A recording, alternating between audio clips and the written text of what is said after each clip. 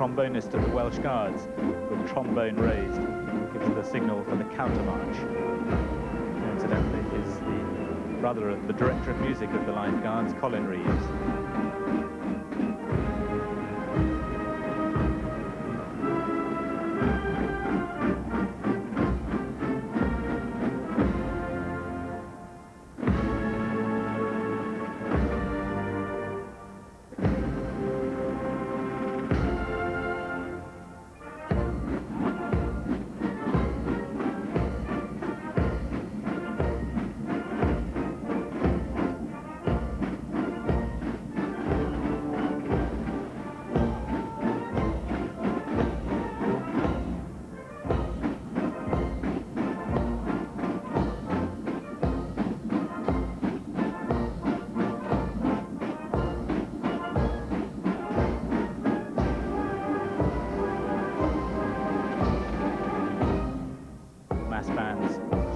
Centre of the parade ground, the crescendo to the Huguenots.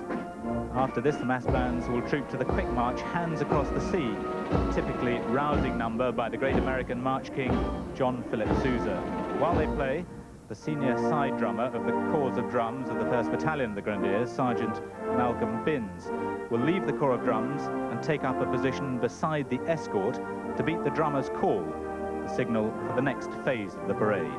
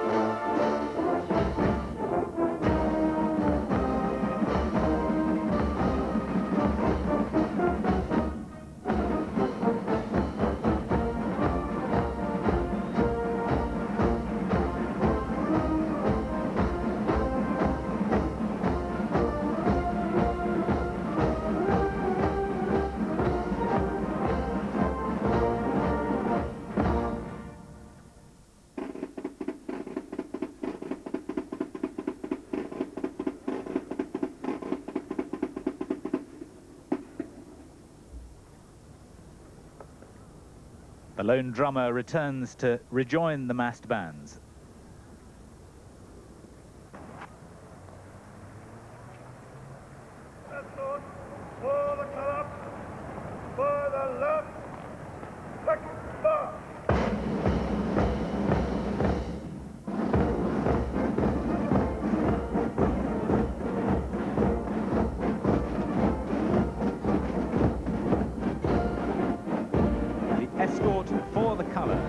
advances, they'll left form and advance again across the parade ground to halt in front of their colour.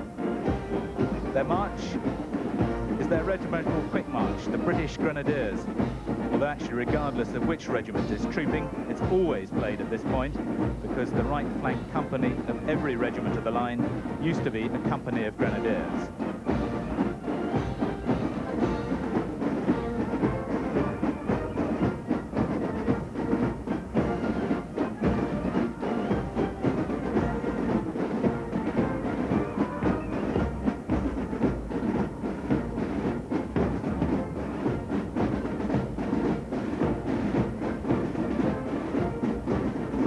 They mark time to allow the mass bands to clear their path before they advance in line.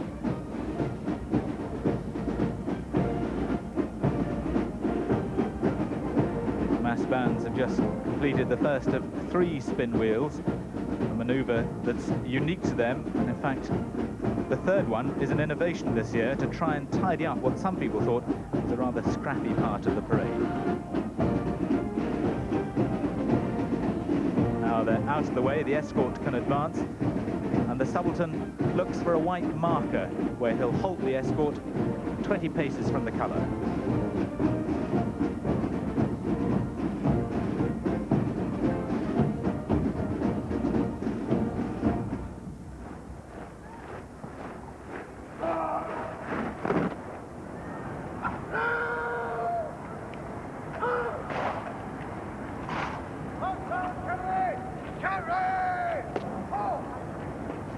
The Sergeant Major, Chris Savage, who must be the smallest man in the escort at only 5'10½", goes round from behind the escort.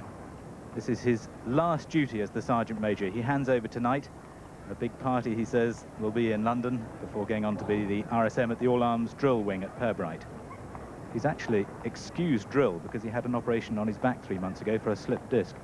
But he said he was going to hand over the colour no matter what. He picks up the ensign, Second Lieutenant Justin Hunt Davis. They halt in front of the colour.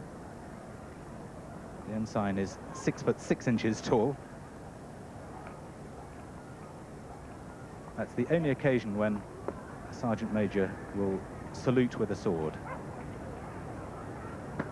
He takes the colour from Sergeant David Adkins, who changes arms and then slopes so that he's uniform with the rest of the escort.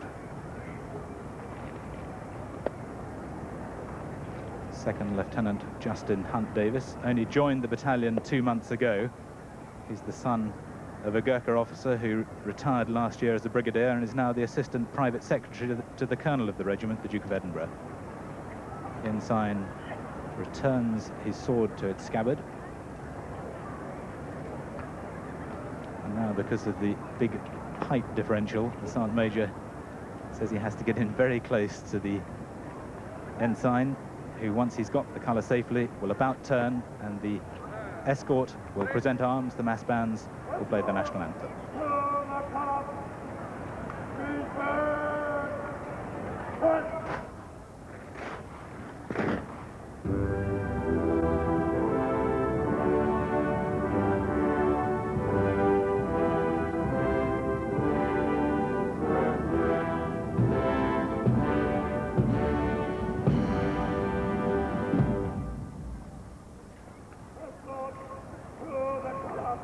With the colour now in their charge, their escort to the colour. And you'll notice during the national anthem, the 4 guides and markers at the corners faced outwards with their rifles at the high port in symbolic protection of the colour. The colour party now take their places in the escort, the Sergeant Major and the colour sergeant at the rear. And the subaltern now prepares the escort for the most solemn part of the parade, trooping the colour through the ranks of the other 7 guards.